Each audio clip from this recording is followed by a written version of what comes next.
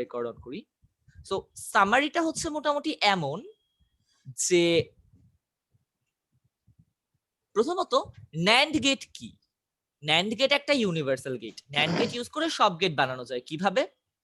প্রথমে আমরা NAND gate use করে নট গেট বানানোটা আবার দেখি। ন্যান্ড গেট ইউজ করে কিভাবে নট গেট বানায়। আমরা জাস্ট শর্ট সার্কিট করে দিব। আমরা শুধুমাত্র শর্ট সার্কিট করে দিব। দুইটার ভেতর দিয়ে যখন সেম ইনপুট যাবে আমাদের আউটপুট হবে a into a whole NOT, মানে হচ্ছে a নট। ন্যান্ড গেট দিয়ে অর গেট কিভাবে বানায়? আমরা জাস্ট আউটপুটটাকে নট করে দিব। আমাদের যে দুইটাকে গুণ করতে হবে তাদেরকে আমরা একটা ন্যান্ড গেটে ইনপুট দিব, তারপরে আমরা সেই আউটপুটটাকে নট করে দিব। তাহলে আমাদের ন্যান্ড গেট দিয়ে অ্যান্ড গেট হয়ে যাবে। ওকে, ন্যান্ড গেট দিয়ে অর গেট কিভাবে বানায়? এবার আমরা আউটপুটের বদলে ইনপুটটাকে নট করব। আমাদের যাদের দুইটাকে গুণ করতে হবে তাদের নট গুলোকে আমরা ইনপুট দিব। যেমন এখানে যেহেতু সরি এই অর গেট, অ্যান্ড গেট বলতেছি, অর গেটের জন্য আমরা যেটা করব নট গুলোকে ইনপুট দিব। আমাদের যদি এ আর বি কে যোগ করতে হয় তাহলে আমরা এ নট আর বি নট ইনপুট দিব আমাদের ন্যান্ড গেটে। এই যে দেখো এ আর বি আমাদের যোগ করতে হচ্ছে, সো আমরা এ কে নট করলাম এ নট, বি কে নট করলাম বি নট, এই এ নট আর বি নট কে আমরা ইনপুট দিলাম আমাদের ন্যান্ড গেটে, এতে যোগ হয়ে গেল। নর গেটেরটা আমি আজকে অলরেডি বলছি, সো আমি তাও ছোট করে আরেকবার বলি। নর গেটের ক্ষেত্রে নট সেম, আমাদের হচ্ছে জাস্ট ইনপুটটাকে নট করা, সরি শর্ট সার্কিট দেয়া। নর গেট হচ্ছে এই নট গেট হচ্ছে শর্ট সার্কিট। এখানে অ্যান্ড গেটের জন্য আমাদের ইনপুট গুলোকে নট করতে হয়। আগের বার অর গেটে যেটা করছিলাম সেটা এবার অ্যান্ড গেটে করতে হবে। ইনপুট গুলোকে জাস্ট নট করে দিব। এ আর বি গুণ করতে হইলে আমি এ নট আর বি নট ইনপুট দিব। এবং অর অ্যান্ড গেটের ক্ষেত্রে উল্টা, আগের বার অ্যান্ড গেটের জন্য যেটা করছিলাম সেটা এবার অর গেটে করতে হবে। সো আগের বার অ্যান্ড গেটের জন্য আমরা কি করছিলাম? আউটপুটটাকে নট করছিলাম, এবার অর গেটের জন্য আমি আউটপুটটাকে নট করব। সো শোনো, তোমার কাজ হচ্ছে যে তুমি এই 6টা সার্কিট খুব ভালোভাবে প্র্যাকটিস করবা। এই 6টা অনেকবার দেখবা যে কোনটার ক্ষেত্রে কি করতে হবে। এই 6টা যদি তোমার মুখস্থ হয়ে যায় তাহলে তোমার বাকিগুলোর জন্য আর প্যারা খাইতে হবে না। তো আমরা যখন ইমপ্লিমেন্টেশন ফেজে যাব আমরা কি করব? ফার্স্টে তো normally A NOT B NOT নিয়ে নিব এবং যে গেটটার কথা বলা হয়েছে ওই গেট ইউজ করে নিব আর কি। নট যখন আমরা করব, এখানে ন্যান্ড বলা হয়েছে, আমরা শুধুমাত্র ন্যান্ড ইউজ করব। নটের সময় আমরা ন্যান্ডের নট ইউজ করব। এরপর আমাদের যেগুলো ওই যে মুখস্থ করছিলাম একটু আগে, কিভাবে গুণ করতে হয়, কিভাবে যোগ করতে হয়, এ নট আর বি কে কিভাবে গুণ করতে হয় সেটা দেখে আমরা ওভাবে করব। এ আর বি নট কে কিভাবে গুণ করতে হয় দেখে আমরা ওভাবে করব। তারপরে এদের দুইটাকে কিভাবে যোগ করতে হয় ওখান থেকে দেখব, দেখে দেখে আমরা এখানে করে দিব। নর গেটের ক্ষেত্রে আরেকটা কথা যেটা হচ্ছে এক্সর গেট যখন বানাইছি ন্যান্ড গেট দিয়ে, তখন আমরা হচ্ছে মানে এ নট এর সময় এ নট বি সময় এ নট আর বি কে নিছি, কিন্তু ভাইয়া নর গেটের সময় এ আর বি কে কেন এ নিছি? নট আর বি এর ক্ষেত্রে অপোজিটটা নিছি। এক্স্যাক্টলি, এবার বুঝো তুমি তোমার এখানে এ নট আর বি কে কি করতে হবে বলো? এখানে তোমার এ নট আর বি কে কি করতে হবে? গুণ না যোগ? যোগ। এই এ নট বি গুণ করতে হবে না ভাই? এটা কোন গেট? এক্সর গেটের কথা বলতেছি আমি। তুমি ইকুয়েশনটা দেখো, তুমি বাকি সব বাদ দিয়ে এই জায়গায় তাকাও। এ নট আর বি এই দুইটাকে আমরা কি করতেছি? এই যে গুণ করতেছি, রাইট? এটাই তো। সো আমরা এখানে কোন গেট ব্যবহার করে গুণ করতেছি? ন্যান্ড গেট নাকি নর গেট? NAND gate. হ্যাঁ, তো তুমি এখন ন্যান্ড গেটে যাও, আমি তোমাকে দেখাচ্ছি, দাঁড়াও। এটা যাচ্ছে না কেন? মাঝে মাঝে পিসি একটু হ্যাং করে, সো একটু প্রবলেম দেখায়। আচ্ছা আসো, এবার আমরা ন্যান্ড গেটে যাই। এবার আমাদের নর গেটে আমাদের কনটেক্সটই আসবে না, আমরা শুধুমাত্র ন্যান্ড গেটের কথা বলবো। এই দেখো, সো ন্যান্ড গেটে দেখো তো গুণ করার জন্য কি করতে হয়। ন্যান্ড গেটে গুণ করার জন্য কি করতে হয় দেখো, জাস্ট যেটা ছিল যেই দুইটাকে গুণ করব ওই দুইটাই ইনপুট দিয়ে তারপরে আউটপুটটাকে নট করে দিতে হয়। আমরা সেটাই করছিলাম। বাট যখন আমরা পরবর্তীতে নর গেট দিয়ে ইমপ্লিমেন্ট করতে গেছি, দেখো যখন আমরা পরবর্তীতে নর গেট দিয়ে ইমপ্লিমেন্ট করতে গেছি, এখানেও আমার এ নট আর বি কে গুণ করতে হবে ঠিক, বাট এখন আমি নর গেট দিয়ে করতেছি। নর গেট দিয়ে কি করতে হয় দেখো, নর গেট দিয়ে গুণ করার জন্য দেখো তো কি করতে হয়, বলো কি করতে হয়? ভাইয়া ইনপুট মানে নট ইনপুটটা নটে ইনপুট দিতে হয়। এক্স্যাক্টলি। সো আমি যেহেতু নর গেট দিয়ে করতেছি, আমার গুণ করতে হবে এ নট আর বি তে। আমি এ নট আর বি তে ইনপুট দিব না। কই নর গেট? এই যে নর গেট, হ্যাঁ আমি তো এ নট আর বি ইনপুট দিব না। আমার অবশ্যই নট করে ইনপুট দিতে হবে, যেহেতু আমি নর গেট ইউজ করতেছি, তাই আমি এ আর বি নট ইনপুট দিলাম। বুঝতে পারছো? জি ভাই, এবার এবার বুঝতে পারছি ভাই, এবার ক্লিয়ার হয়েছে। আচ্ছা ঠিক আছে। সো তোমাদের হোমওয়ার্কটা কি? এক্স নর গেটকে ন্যান্ড আর নর গেট দিয়ে বাস্তবায়ন। আচ্ছা, তোমাদের সময় থাকতেছে হচ্ছে হাতে নেক্সট উইকে আমার ক্লাস শেষ, তো সো আগামী শুক্রবার পর্যন্ত তোমাদের কাছে আমি সময় দিব। এই শুক্রবার এবং তার পরের শুক্রবার, অর্থাৎ আজকে বুধবার, বৃহস্পতিবার, শুক্রবার, 9 দিন সময় দিব তোমাদেরকে অ্যাসাইনমেন্টটা কমপ্লিট করার জন্য। সো 9 দিনের ভেতর জমা। কবে তাহলে? হ্যাঁ হ্যাঁ, বুঝিনি ভাইয়া।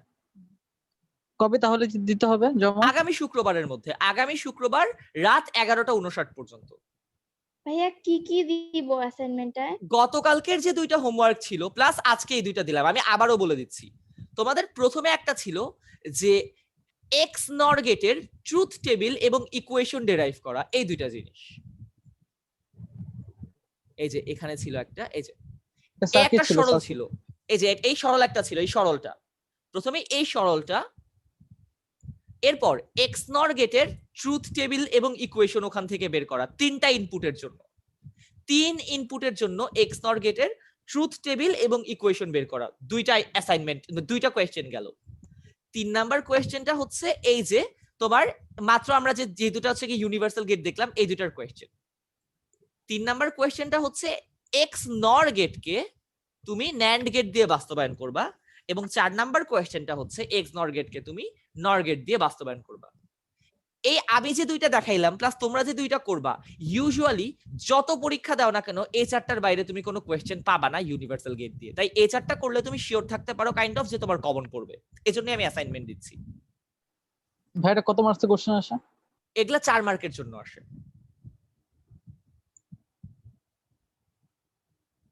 4 মার্কে এই কোয়েশ্চেন গুলো হয়।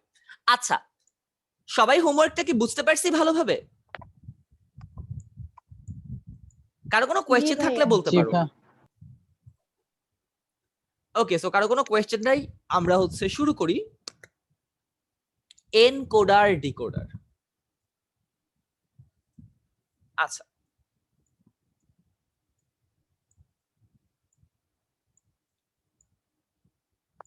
Encoder and decoder.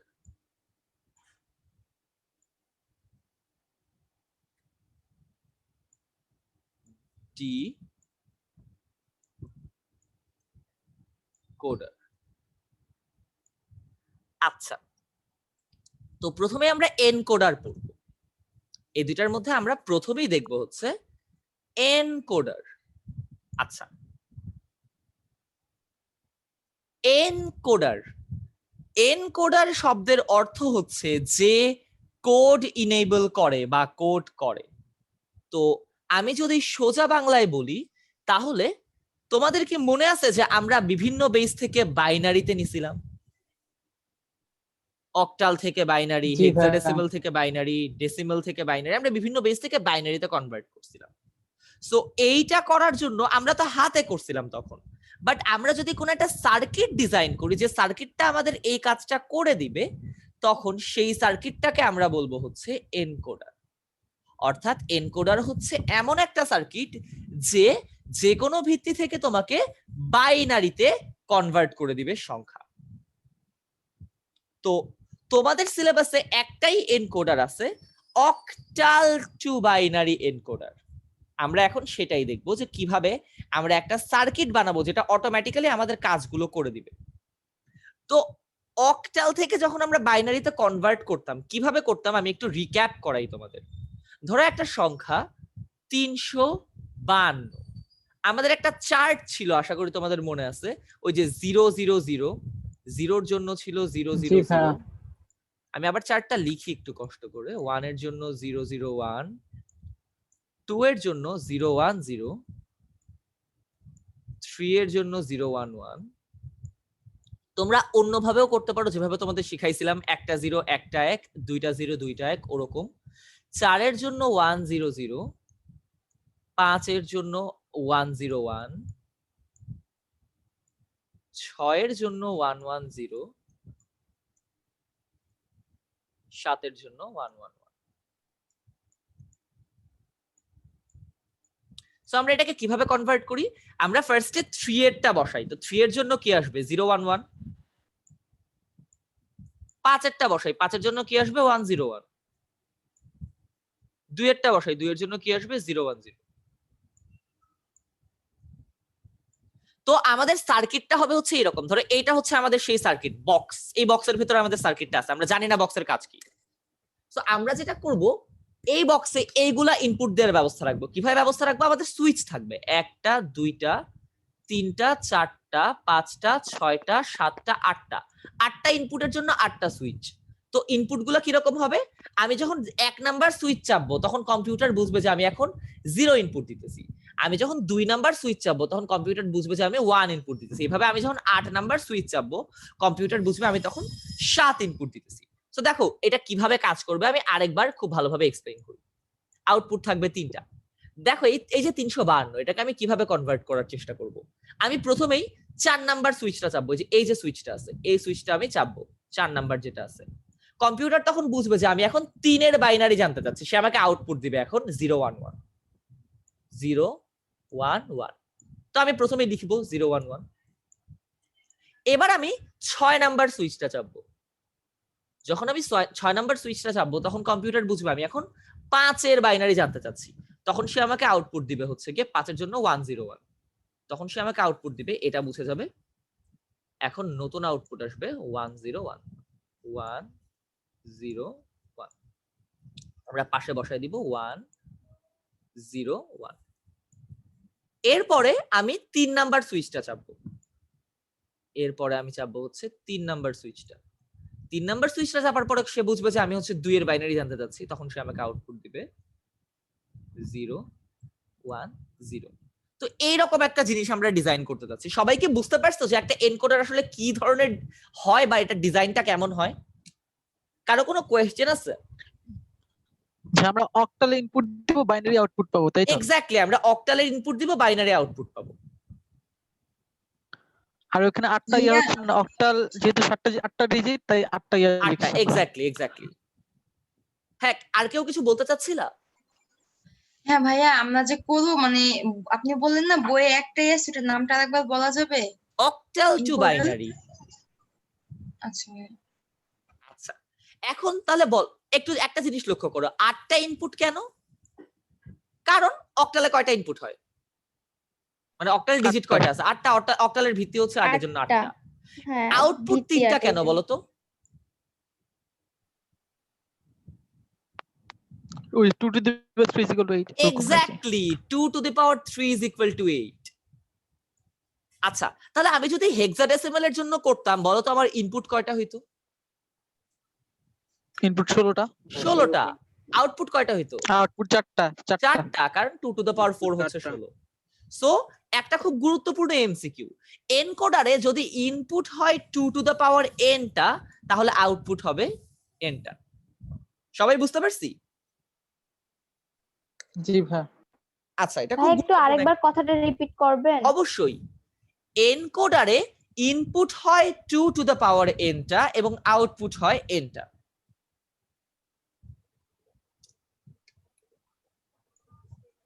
আচ্ছা, আমরা এবার আসি যে এটা তো আমরা বুঝলাম ডিজাইন কি, কিন্তু বানাবো কিভাবে। তো আমাদের আবার ট্রুথ টেবিলের সাহায্য নিতে হবে। বাট এবারে ট্রুথ টেবিল গুলো একটু অন্যরকম হবে। এই দুইটা ট্রুথ টেবিলে জাস্ট তোমাদের আলাদা, অর্ডিনারির মতো না। এই দুইটা ট্রুথ টেবিল হচ্ছে একটু অন্যরকম, এজন্য আমরা ভালোভাবে দেখবো আর কি একটু। এই বইয়ে বাকি যত ট্রুথ টেবিল পড়বো সব ট্রুথ টেবিল একরকম, জাস্ট এই দুটো ট্রুথ টেবিল একটু আলাদা, কারণ এই দুটো ট্রুথ টেবিলে সবকিছু 0 আর 1 হবে না। দেখো তো নরমালি আমাদের ইনপুট গুলো কি হইতো 0 আর 1। দাঁড়াও আমি বোঝাই তোমাদের ব্যাপারটা। ওয়েট, আমি তো একটু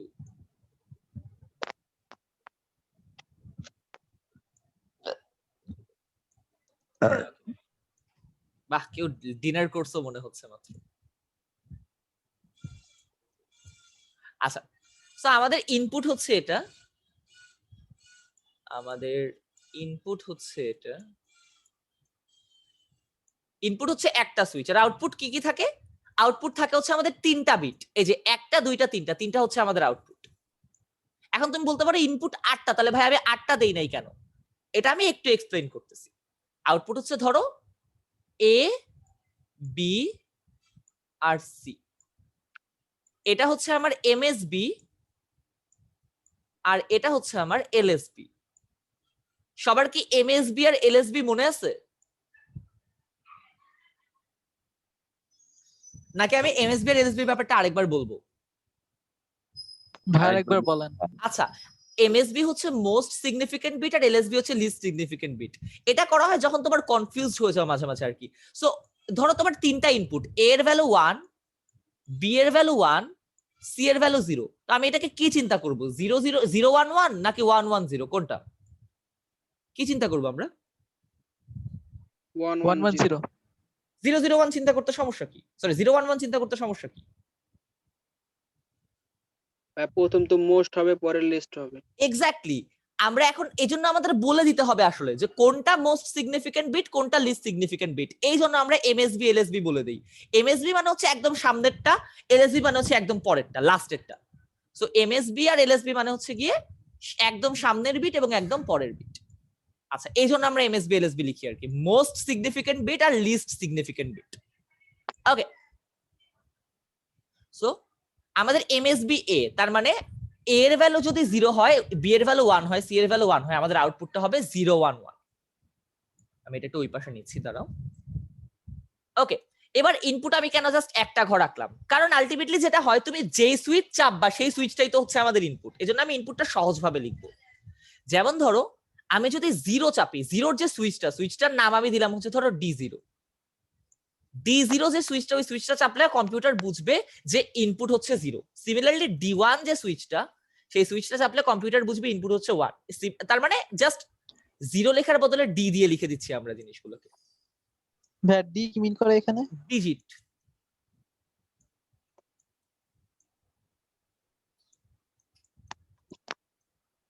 D5, D6 and finally D7.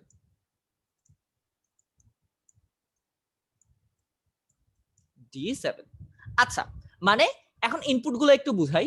D0 input দেওয়ার মানে হচ্ছে আমি 0-র যে সুইচটা আছে ওটা অন করছি। D1 ইনপুট দেওয়ার মানে হচ্ছে আমি 1-এর যে সুইচটা আছে সেটা অন করছি। D2 ইনপুট দেওয়ার মানে হচ্ছে আমি 2-এর যে সুইচটা আছে সেটা অন করছি। সিমিলারলি D7 ইনপুট দেওয়ার মানে হচ্ছে আমি যে 7 নাম্বার সুইচটা সেটা অন করছি। এখন বলো তো 0 নাম্বার সুইচটা অন করলে আমাদের আউটপুট কত হওয়া উচিত? 0 0 0 0 0। দেখে দেখে করি আমরা, দাঁড়াও আমি উপরের চার্টটাকে একটু নিচে নামাই দিই।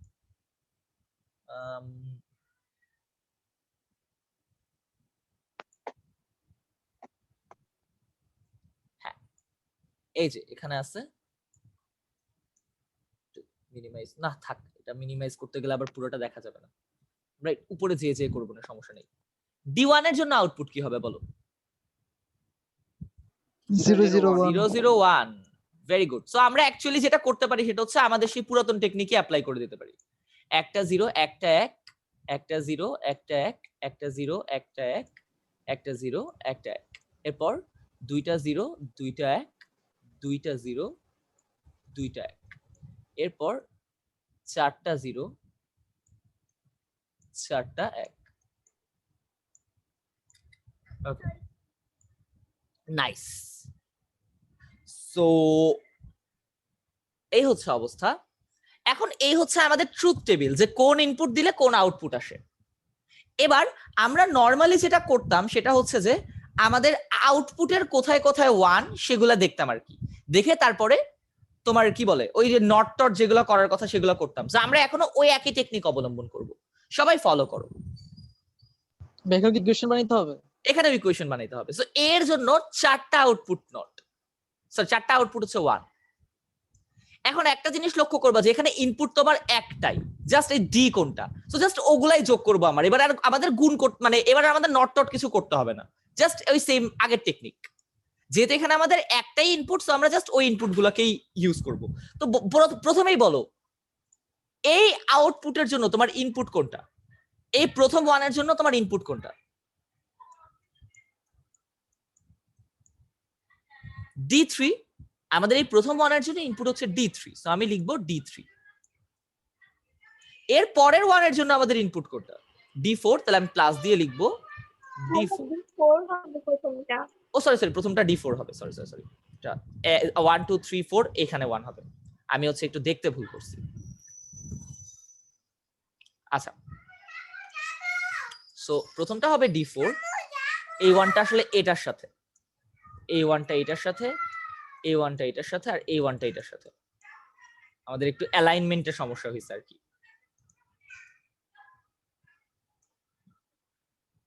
আরে এটা কি হচ্ছে? আচ্ছা দাঁড়াও, একটু পিসিতে মাঝে মাঝে লোড হইতে টাইম লাগে আর কি। ওকে, সো দেখো প্রথম ওয়ানটা কোড ইনপুটের জন্য D4। এবার আমাদের তো নট ফট কিছু নাই এখানে, জাস্ট প্লাস দিয়ে পরের রোতে চলে গেলাম। পরের রোতে কি আছে? D5। আচ্ছা, প্লাস দিয়ে পরের রোতে চলে গেলাম, পরের রোতে কি আছে? D6। প্লাস দিয়ে পরের রোতে চলে গেলাম, পরের রোতে কি আছে? D7।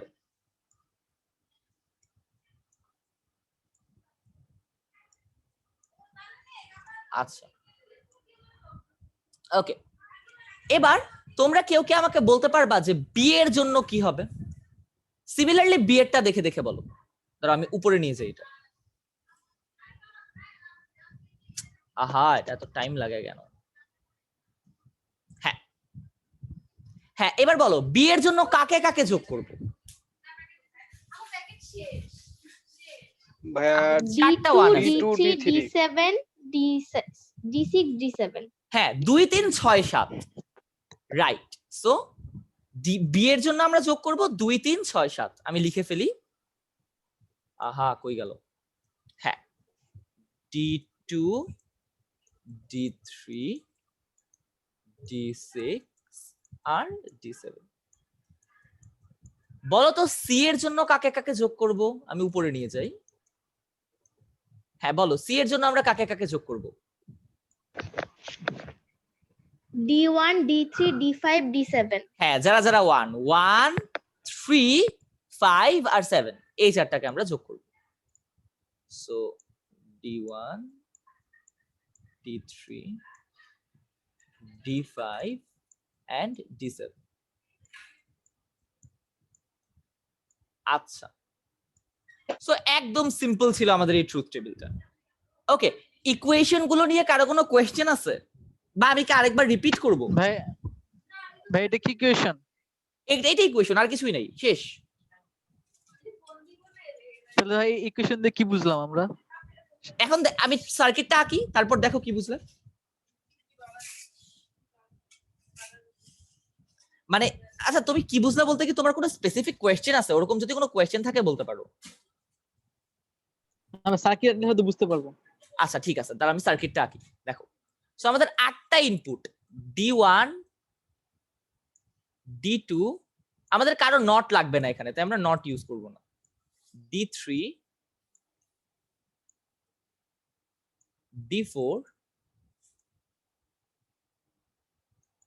D4 D5 D6 D7 D8। হ্যাঁ,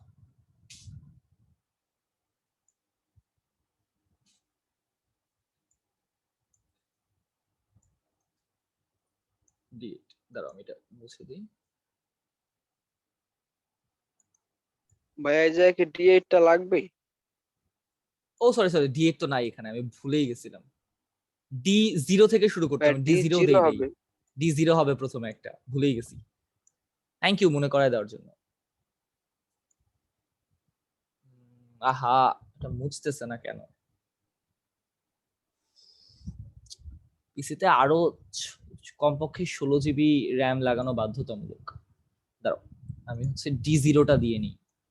সো আমাদের আরেকটা D0 লাগবে এন্ড D7 লাগবে। একটা জিনিস লক্ষ্য করলে বুঝতে পারবা, D0 এর কিন্তু এখানে কোনো কাজই নাই, কোথাও D0 ইউজ হয়নি। আচ্ছা, এবার দেখো প্রথমে আমি এ এর জন্য লিখবো। এ এর জন্য দেখো তো কোন চারটা যোগ করব আমি? D4 D5 D6 D7। D4 D5 D6 আর D7 এই চারটা আমরা যোগ করবো, যা সিম্পল যোগ আর কিচ্ছু না। এই হচ্ছে আমাদের A।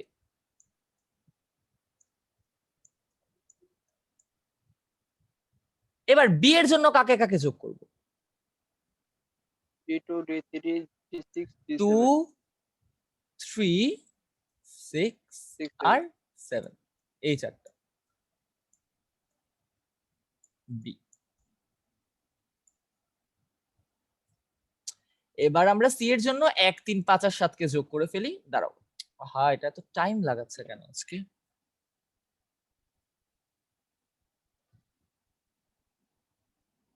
ওকে চলে আসছে। ভাই এই সার্কিট খালি যোগের কাজ, মানে কোনো গুণের কাজ জাস্ট যোগ, নাই তো আর না? কিচ্ছু নাই, আর কিচ্ছু নাই। 1 3 5 আর 7 জাস্ট যোগ।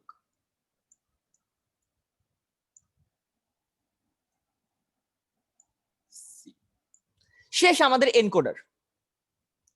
কারো কোনো কোয়েশ্চেন আছে? ভাইয়া এটা আসলে কিসের সার্কিট আঁকলাম, মানে হচ্ছে একটা এনকোডার বানাইলাম কোশ্চেনটা আমরা। আসলে কি? কোয়েশ্চেন হবে হচ্ছে যে একটি এনকোডারের binary octal to binary encoder. Octal to binary এনকোডারের হচ্ছে সার্কিট। বা দেখো তোমাদেরকে কিন্তু অক্টাল টু বাইনারি নাও বলতে পারে, এভাবে বলতে পারে একটা 8x3 এনকোডারের সার্কিট আঁকো। বুঝে নিতে হবে 8x3 মানে বুঝতে পারছো 8টা ইনপুট 3টা আউটপুট।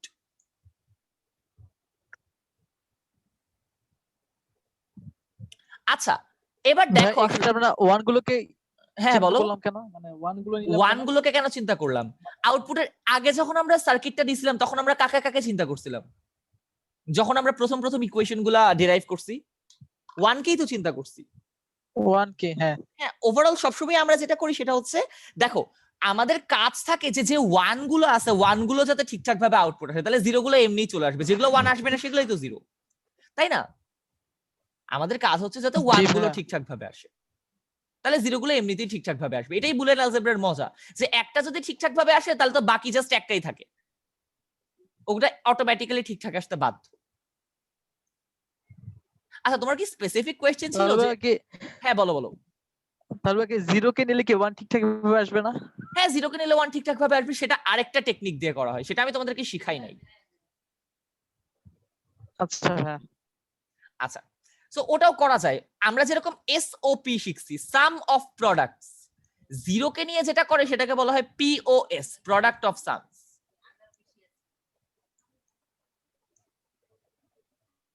এটা হচ্ছে আমরা পড়ি আর কি, আমরা যারা কম্পিউটার সায়েন্স লাইনে আছে আমরা পড়ি। যাই হোক আমি একটা এক্সাম্পল দেখাই। ধরো আমরা D5 অন করলাম, দেখো তো D5 অন করলে কার আউটপুট কত হবে? যেই সুইচ অন করবা সেই সুইচের সাথে যে সার্কিট গুলো লাগানো সেগুলো জ্বলবে। D5 এর সাথে যদি A লাগানো থাকে A জ্বলবে, D5 এর সাথে যদি B লাগানো থাকে B জ্বলবে, D5 এর সাথে যদি C লাগানো থাকে C জ্বলবে। তাহলে দেখো তো D5 অন করলে কে কে জ্বলবে?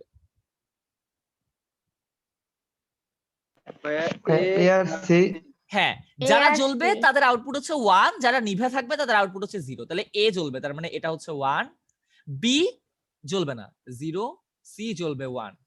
আচ্ছা বলো তো 5 এর বাইনারি কি 101 ছিল? জি ভাইয়া। তার মানে আমাদের এটা ঠিকঠাক ভাবে কাজ করতেছে আমরা বলতে পারি। ভাই আরেকটা এক্সাম্পল দেন তো। শিওর আমি আরেকটা এক্সাম্পল দিচ্ছি, ধরো এটা মুছে নেই। হ্যাঁ এই পিসি আমার আরো 8GB RAM না লাগাইলে হচ্ছেই না। দাঁড়াও তো একটু রিফ্রেশ করি, আর কিছু ক্যাশ ক্লিয়ার করতে হবে আমার নেক্সট দিন। কত র্যাম খাচ্ছে দেখি তো। ওরে বাবারে Microsoft white board 2GB RAM খায়। Holy mother of God. আচ্ছা দেখো এবার সো আমরা ধরো D7 এর কথা চিন্তা করো, D7 কার কার সাথে কানেক্টেড? D7 অন করলে কে কে জ্বলবে?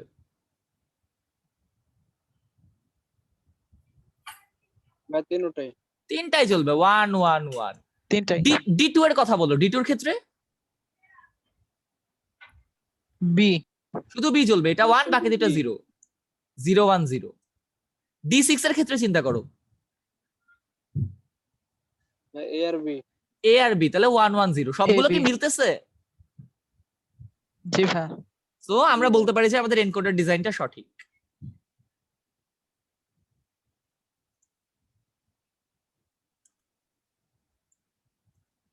আচ্ছা, আমরা আসি এবার ডিকোডারে।